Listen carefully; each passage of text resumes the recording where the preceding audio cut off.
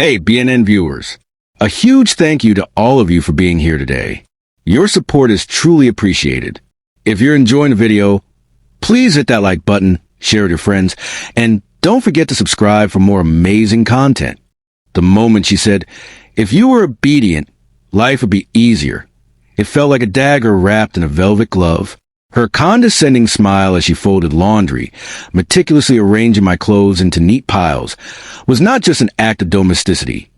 It was a stark reminder of the role she believed I should play in our marriage. As I stood at the sink, washing dishes, the words hung in the air like a cloud over me, heavy and suffocating.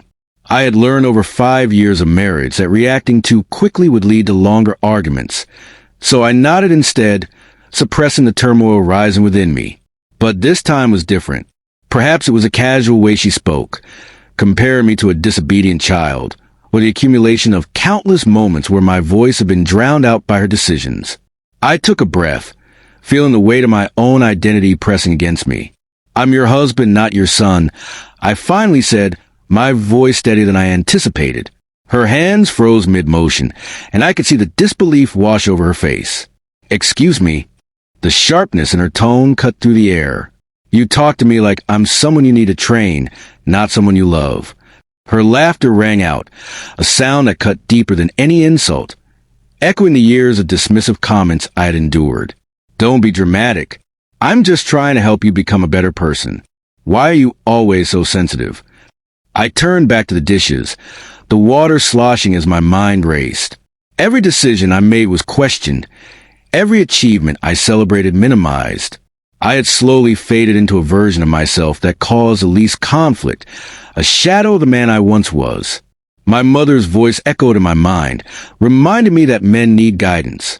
I recalled how she managed my father seamlessly until he passed away, how they never fought because he understood his role. But that day, something snapped within me, not in an explosive manner, but rather like a tightly pulled rope finally giving way. The relief was immediate, yet terrifying. "I'm not your father," I whispered, barely audible.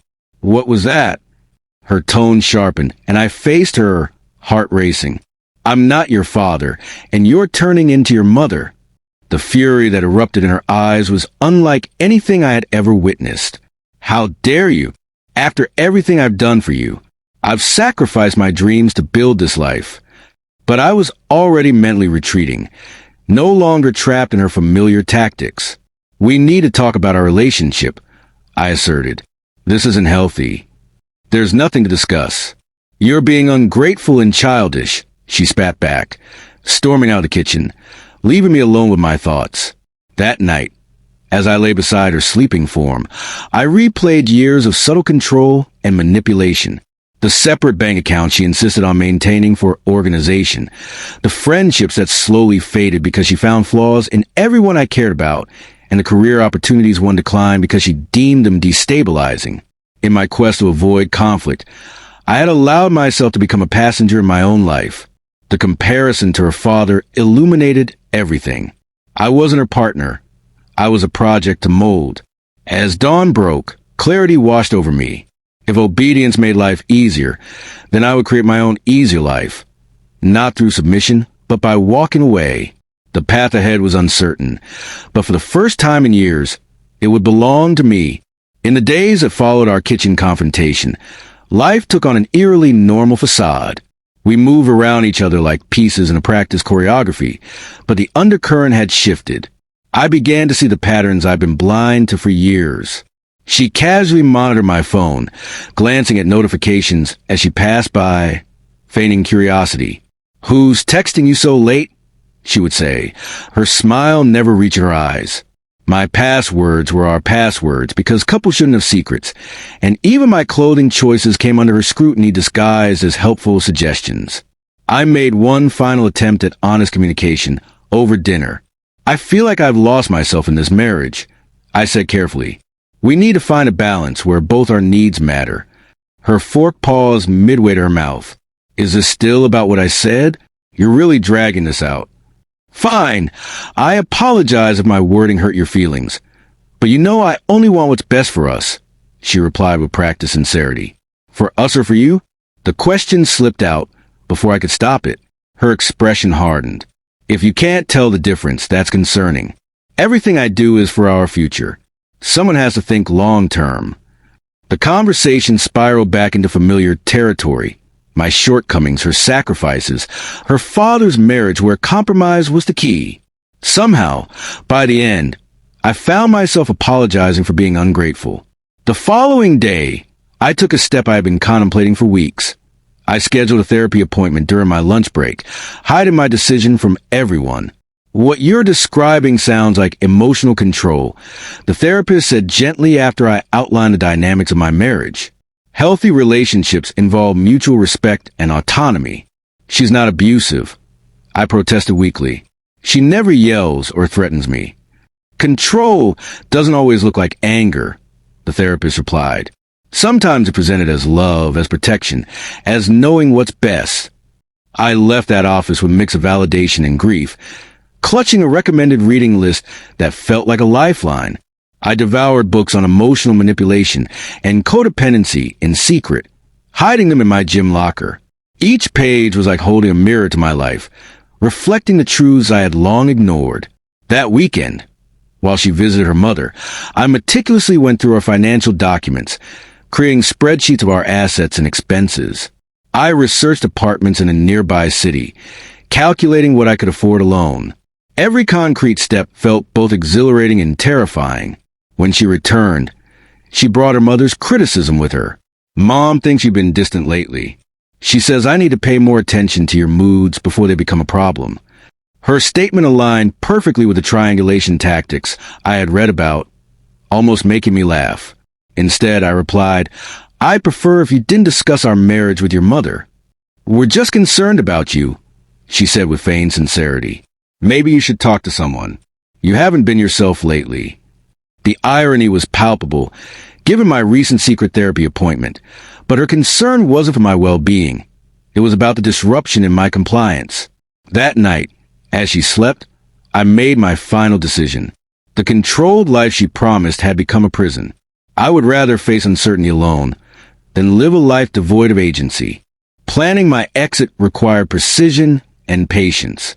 I opened a separate bank account at a different institution, redirecting a portion of each paycheck there, small enough to avoid raising suspicions, but sufficient to build an emergency fund.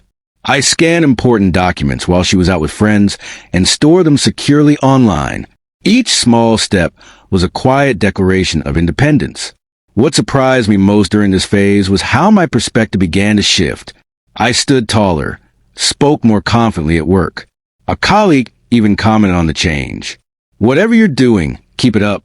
You seem more present. 3 weeks into my preparations, she noticed my change. You've been distracted lately, she observed over breakfast, her eyes narrowing slightly. Is there something going on at work you're not telling me about? Just focus on a big project, I replied, maintaining eye contact despite the guilt bubbling within me. I despised the deception but knew that transparency would only trigger her manipulation tactics. Well, I hope it's worth it. Your attitude at home has been disappointing, she replied, stirring her coffee methodically. Maybe we should plan a weekend away to reconnect. My mother offered us their lake house. The suggestion, framed as generosity, was designed to isolate us, allowing her to regain control. That confirmed my decision. Let me check my schedule, I answered noncommittally. That evening, I signed a 6-month lease on a modest apartment 20 minutes away. The property manager had it ready immediately, a stroke of luck I hadn't counted on. I paid the deposit from my secret account and received the keys with trembling hands. Standing alone in that empty apartment, I felt a dizzying mix of terror and exhilaration. The bare walls and uncurtained windows represented both vulnerability and possibility. With 2 days to furnish it minimally before my planned departure, I returned home. She was waiting with a glass of wine, and that particular smile that once made my heart race, but now twisted my stomach. I was thinking about what you said a while back about losing yourself, she began, her voice honey with false understanding. Maybe you're right. We should work on that together. For a moment, doubt crept in. Was I overreacting? Could we fix this? I even saw a package on the counter with a book I hadn't mentioned, one she had ordered about marriage communication. My blood ran cold. That's thoughtful. I managed. Taking a sip of the wine she poured me. I'm actually pretty tired tonight. Mind if we talk more tomorrow? Her smile tightened, almost imperceptibly. Of course, whatever you need. That night, I lay awake, listening to her breathe beside me, mentally cataloging what I would take and what I would leave behind. Possessions suddenly felt insignificant compared to the weight of reclaiming my autonomy. The next morning, I called in sick to work and waited until she left for her yoga class. Then I packed 2 suitcases with essentials, clothes, toiletries, important mementos, and my grandfather's watch, something she always despised. The efficiency with which I moved through our home felt almost mechanical, as if I were watching someone else dismantle their life. I left a letter on the kitchen counter, explaining my decision, emphasizing that this wasn't impulsive, but the culmination of years of subtle control. I included contact information from my lawyer and the name of the mediator I had researched. Driving away from our house that day, I finally understood what freedom truly meant. Not in the sense of selfishness or irresponsibility, as she had always implied, but as a sacred right to author my own story, however imperfect it might be. The first night in my new apartment was deafeningly quiet. I sat on my hastily purchased futon, surrounded by boxes and bare necessities, wondering if I made a catastrophic mistake. My phone buzzed relentlessly, with confused texts, then angry ones, followed by tearful voicemails that twisted my insides with familiar guilt. Please call me back. I don't understand what's happening. How could you leave like this after everything we built? If you come home now, we can pretend this never happened. I turned off my phone that night and slept better than I had in years. The storm truly hit the next day when she found my workplace, creating a scene in the lobby that resulted in security escorting her out. She contacted mutual friends, weaving a carefully crafted narrative that I was having a breakdown, possibly an affair, and definitely needed intervention. Several friends reached out with concern, and I lost count of how many times I explained my side in measured tones, careful not to vilify her despite the growing temptation. Some friends chose sides immediately, which was illuminating. Those who had seen glimpses of our dynamic over the years offered support without judgment, while others who only knew the charming public version of our relationship expressed disappointment in me. The social fallout was painful but clarifying, akin to lancing a wound to release the infection. Her tactics evolved with frightening precision. When anger didn't work, she pivoted to concern. I'm worried about your mental health. When concern failed, she resorted to nostalgia. Remember our first apartment? How happy we were. When nostalgia didn't move me, she employed mutual connections to apply pressure. Through it all, I maintained boundaries with firmness that surprised even me. My therapist labeled it as finding my voice, but it felt more like remembering something long forgotten. 3 weeks after leaving, I returned to our house while she was at work to collect more belongings. Her mother was waiting for me instead. She's lost weight, you know, she said accusingly from the kitchen doorway as I packed books into a box. Barely sleeping. Is that what you wanted? I paused, recognizing the manipulation tactic for what it was. I wanted a healthy relationship where both people have agency. That wasn't possible here. Relationships require sacrifice, she countered, crossing her arms. Looking at her, I felt an unexpected wave of compassion. I'm sorry he did, I said simply and continued packing. The logistics of separation were messy but manageable. Dividing finances, notifying creditors, changing addresses. Each task was a thread severing me from my old life. I approached them methodically, finding strange satisfaction in reclaiming my administrative independence. Evenings were the hardest. After years of constant companionship, solitude felt both liberating and disorienting. I would catch myself listening for another person's movements, preparing to adjust my own behavior accordingly. That hypervigilance took months to unlearn. I filled those quiet hours deliberately, reconnecting with old hobbies, calling strange friends, and even taking an evening class in photography, a pursuit she had dismissed as impractical. Each small choice made exclusively for myself felt revolutionary. 60 days after leaving, legal papers were filed. 90 days later, I sat across from her in mediation. Her eyes bored into me with calculated vulnerability, that would have once made me crumble. This time, I maintained polite detachment, focusing on equitable resolution rather than emotional reconciliation. "You'll regret this," she said softly as we left the final session. "No one will ever know you like I do." For the first time, that thought brought me comfort rather than fear. The person she knew, the diminished, compliant version of me, was fading away, and I had no intention of inviting anyone else to know me so incompletely again. A year after walking away, I barely recognized the man I had become. My apartment had transformed into a home, filled with books she would have deemed unnecessary, and art that spoke to me rather than matched. Furniture pieces were chosen for their meaning rather than for approval. The silence that once felt threatening now felt sacred. The divorce was finalized 3 months ago, with surprisingly little drama. Her final power play, refusing to sign unless I gave her the family heirlooms my grandmother left me, failed when my lawyer pointed out they were never marital property. She signed the papers with a theatrical sigh that would have once launched me into hours of apologetic backpedaling. I learned to recognize the subtle forms of control I had once mistaken for care. The friend who gets sullen when I don't take their advice, the date who tests boundaries with small impositions, the colleague who uses guilt to secure favors. These dynamics now trigger immediate caution rather than reflexive compliance. My career has flourished in unexpected ways without someone constantly questioning my ambitions or reminding me of potential failures. I took risks that paid off, including a promotion I accepted last month that would have been impossible in my previous life. It requires occasional travel that she would have sabotaged with manufacturer emergencies. Dating again has been both terrifying and illuminating. I'm transparent about my past, using it as a filter of sorts.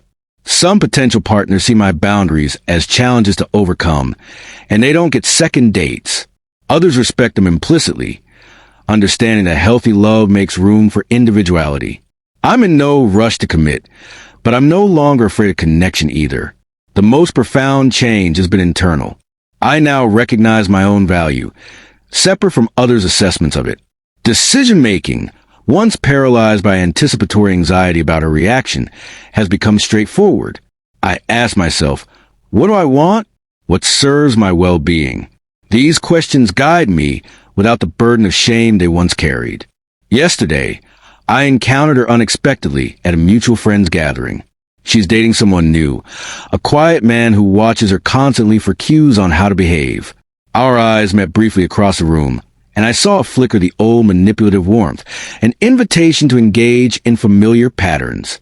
"We should catch up sometime," she suggested when social convention forced our interaction. "I'm in a much better place now. We could talk about what went wrong." "I'm glad you're doing well," I responded sincerely. "But I think we both know what happened between us, and revisiting it wouldn't serve either of us." Her smile tightened as she realized the old hooks no longer caught.